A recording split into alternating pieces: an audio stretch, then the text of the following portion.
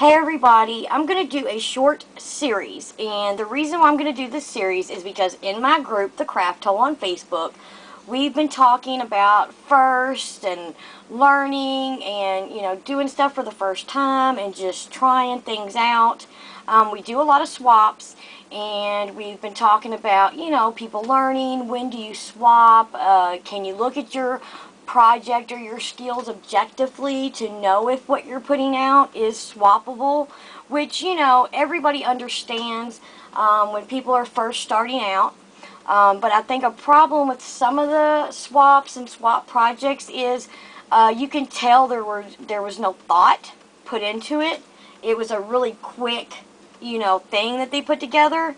And so I thought, let's do a series and show you guys me doing something for the first time, which I love Tim Holtz. I know several of his techniques. I don't know enough of them, and I really haven't sat down to even mess with my distress stains.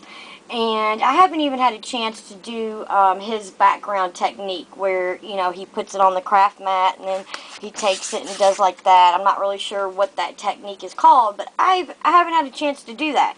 So I thought, okay, since all this talk in the group is about, learning and swaps and, I thought, let's do and document me going through my process of trying to do something for the first time and how long it takes me to get an idea together.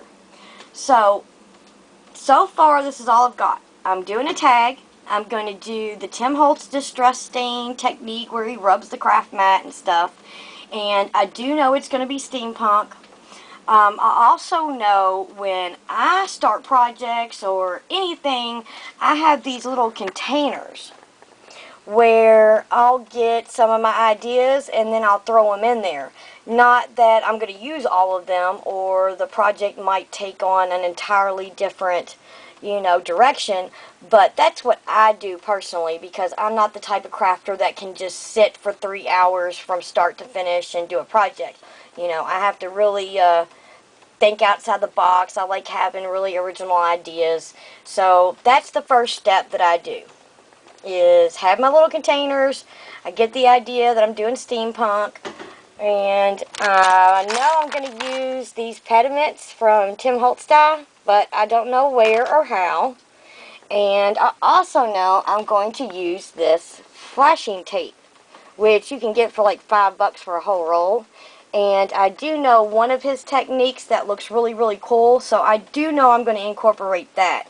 But as far as a steampunk tag, I've never really made one. I made one mixed media tag that was kind of sort of steampunk, but not really.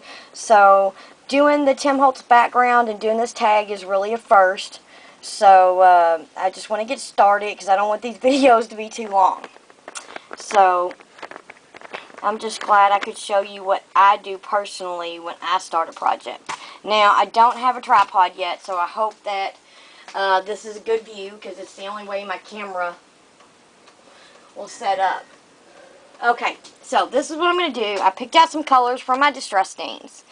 And I'm going to use ice spruce, which this is what he does. He puts it down.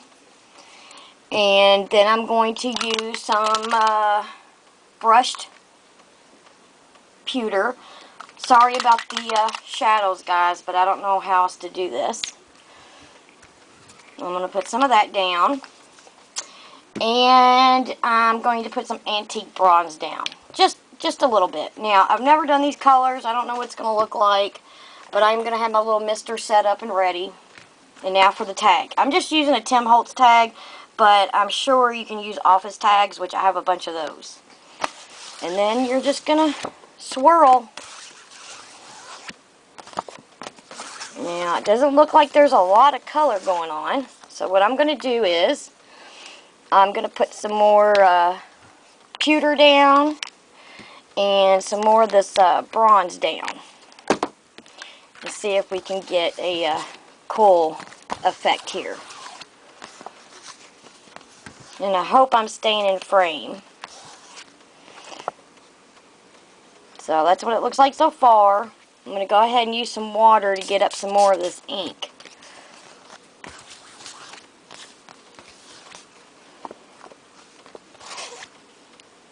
Okay, there we have it. And of course, you guys, it's going to bow up a little bit because it's wet. So that's normal. I've seen his do that too, so don't freak out if yours does that. You just get your handy embossing gun.